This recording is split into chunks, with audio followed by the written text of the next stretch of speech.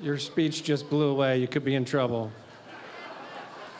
And the plaque reads, Al Hrabosky, 1970 to 1977, ambassador 1985 to the present, one of baseball's foremost relief pitchers with a blazing fastball and menacing demeanor, used to be menacing, nicknamed the Mad Hungarian for his antics on the mound, Fu Manchu mustache and long hair.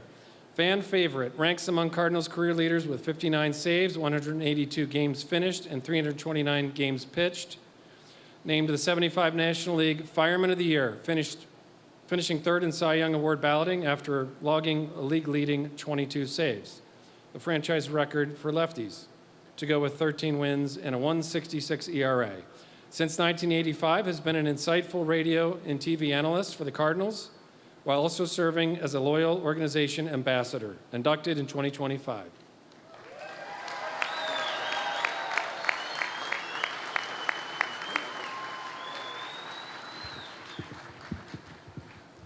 It's too tall. Thank you, Chip. Thank you, Billy. Mr. DeWitt, Mo, I got to thank you for the honor you bestowed on me as the Cardinal Ambassador. To represent you and your ownership group is truly something I really do enjoy. To the Red Ribbon Committee, thank you for this lifetime dream. I'm honored to share this Hall of Fame class with Walt and Edgar. With Walt's leadership as GM, he brought in Tony La Russa.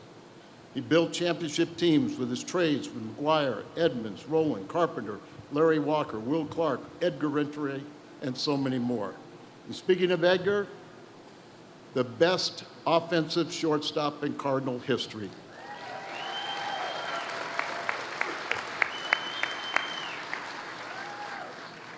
I was privileged to play with three big league teams and for 13 major league seasons. I have played alongside 301 major league teammates, including Ted Sizemore, that was so important.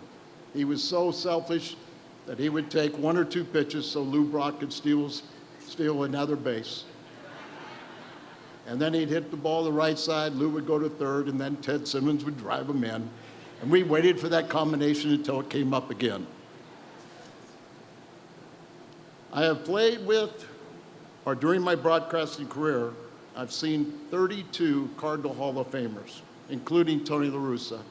Tony, we always didn't see eye to eye, but the one thing, as I look at all these Hall of Famers up here, half of them were yours and Walt's. And more importantly, every day, I think of one of the statements that Tony made that is so true. They're men, not machines. But the guys today are awesome and under good leadership with Ollie.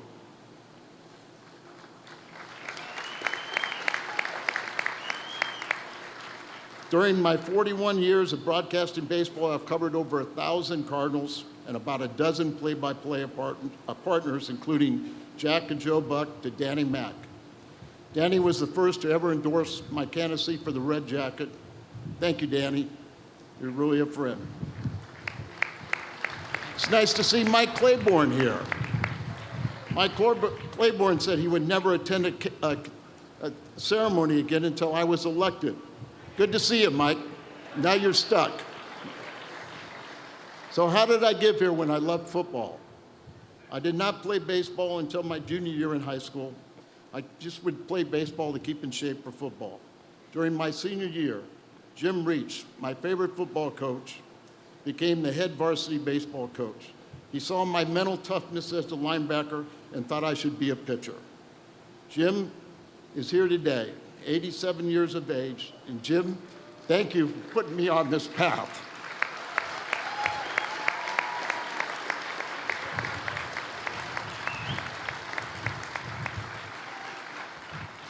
I was drafted out of high school, but I didn't sign until 2 years later in June of '69 with the St. Louis Cardinals. In June of '70, I made my major league debut playing with Bob Gibson, Lou Brock, Joe Torre, Dick Allen, Steve Carlton, who, by the way, won 252 games after he left St. Louis, and Ted Simmons. Ted Simmons, my favorite catcher. I put him in a lot of awkward positions, and I'll talk more about him. But I played against some of the greatest players to ever play this game. Hank Aaron, Willie Stargell, Roberto Clemente, Pete Rose, Johnny Bench, Joe Morgan, Tony Perez, Willie Mays, Willie McCovey, Billy Williams, Ron Santo, Ernie Banks, just to name a few. And then later in my career, it was Dave Parker, Mike Schmidt, Tony Gwynn, Rod Carew, Reggie Jackson, Andre Dawson, Ricky Henderson, Jim Rice, Eddie Murray, Carl Yastrzemski, and Ozzie Smith.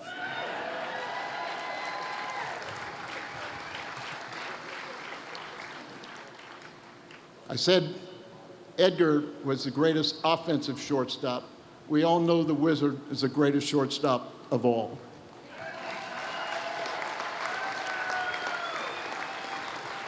In total, I faced 32 Hall of Fame hitters. My second major league appearance was in Wrigley Field. I was the only pitcher left in the bullpen in what ended up a 17-inning game. I pitched the final 2 scoreless innings to gain a victory. Looking back and counting Red and Leo DeRocher, the managers, there were 10 future Hall of Famers in that game. I played for 4 of the greatest managers in baseball history: Red Shandies, Whitey Herzog, Bobby Cox, and Joe Torre. I played with and against Joe Torre, but when we were playing together, he went to go see the movie Blazing Saddles. And after watching Alex Karras's portrayal of Mungo, he was the one that named me Hungo. Now, I want to go on the record and say I never hit a horse, but he did say I was the only animal in baseball. When I played for Red, I was so young I didn't fully appreciate how great a manager he was. He treated us all like men and said, "Go play."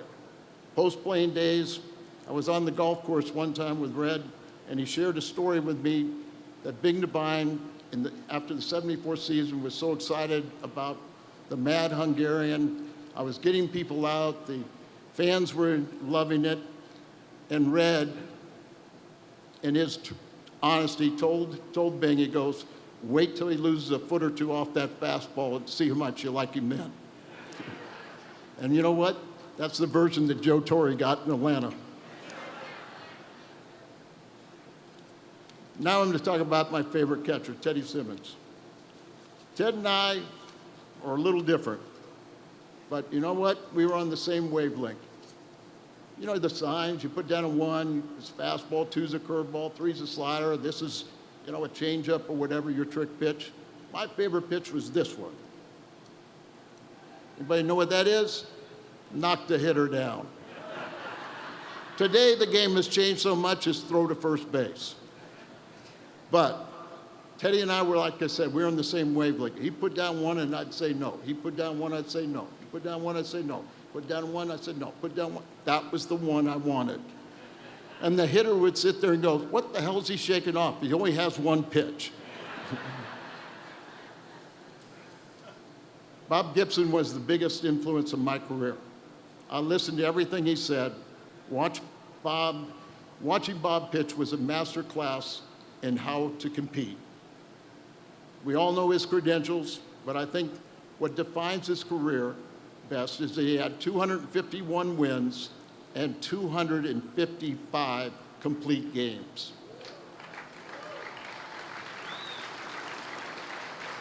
One day, Bob told Jerry Royce and I, who also won 198 games after he left St. Louis, he said, "Don't ever make any excuses. If you're wearing a major league uniform, you're the best in the world.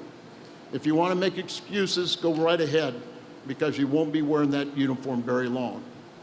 It was all about don't make excuses, accept what happens. So when the Mad Hungarian was born, it was all-star of the '74 season. I had no concentration, I was really struggling, and Jack Buck came up to me and said, "Ted Simmons saved you." I go, "What do you mean Ted saved me?" He goes, "They were getting ready to send you down, and somebody asked Ted what's wrong, and he said, 'Don't worry about it, he'll figure it out.'" So during the break, I figured it out.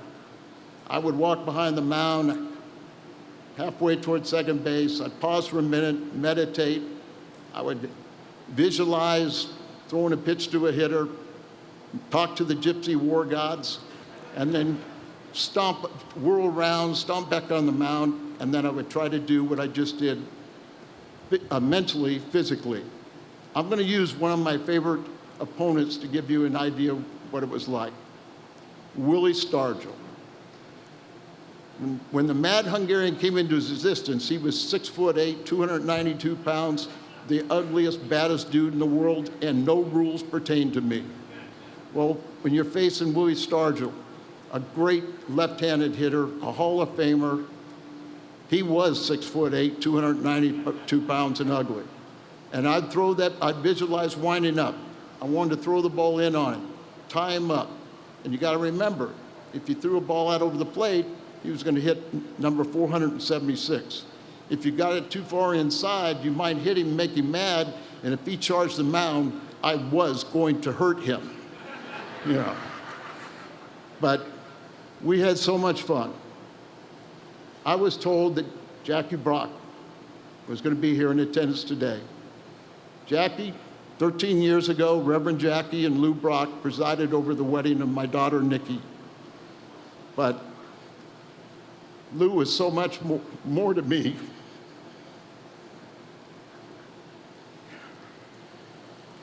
And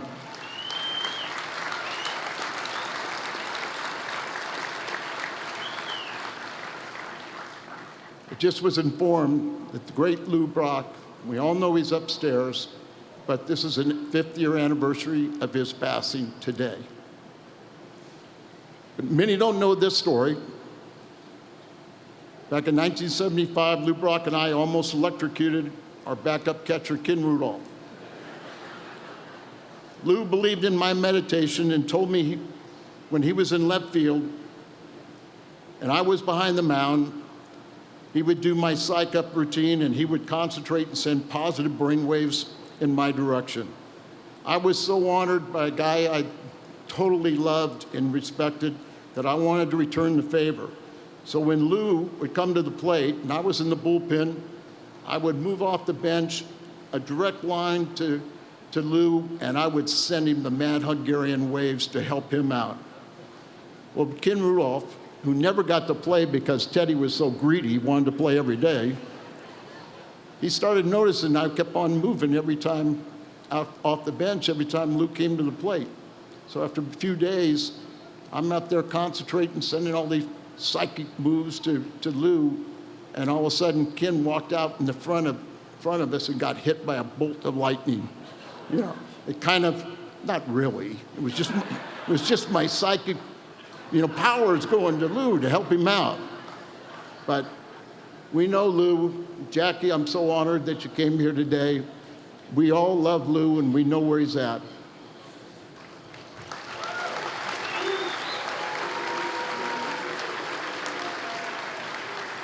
I was proud to say I never went on the injured list in my first 11 years of my career. While in St. Louis, yes, I had a bad back. I hurt my neck. I pitched 3 games with my left eye taped open in Montreal. I had a torn left adductor muscle.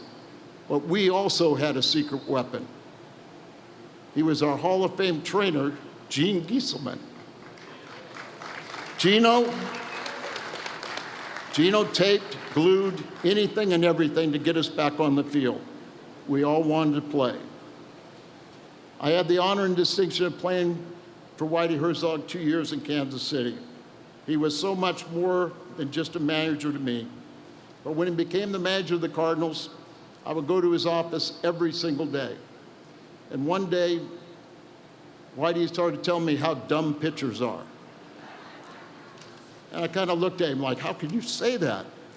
And then he said, okay, when Willie McGee comes to bat, a pitcher throws one over his head and he swings at it. Then the pitcher throws a ball in the dirt and Willie swings at it. And then you pitchers are so dumb, you throw a strike and he hits a line drive base hit. A pitcher never wants to give up a first major league hit to any batter. But I'm proud to say that I was that dumb guy, and I gave up the very first major league hit to our great Willie McGee.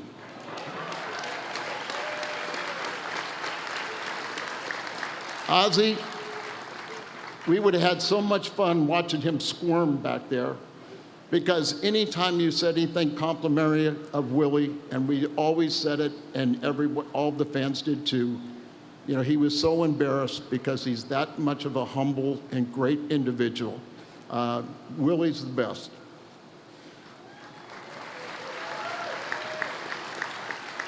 Whitey was my favorite manager, an advisor, and a true friend for the rest of his life. I know he wanted this honor from me, so Whitey, rest easy. You won one more time.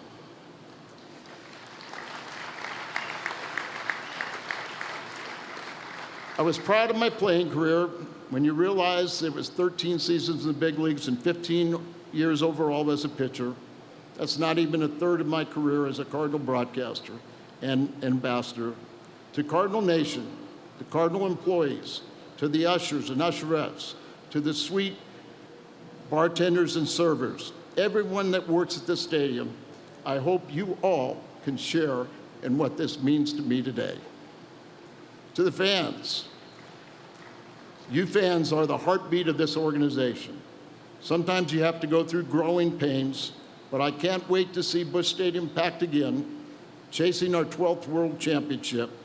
What you have done and continue to do for me means more than you will ever know. This honor means so much to my family.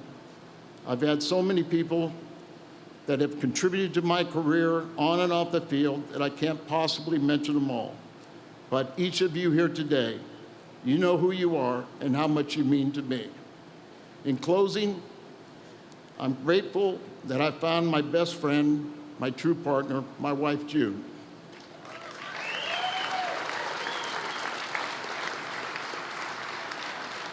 June, you and our girls, our grandkids, and this red jacket have made me the luckiest madman in the world. Thank you.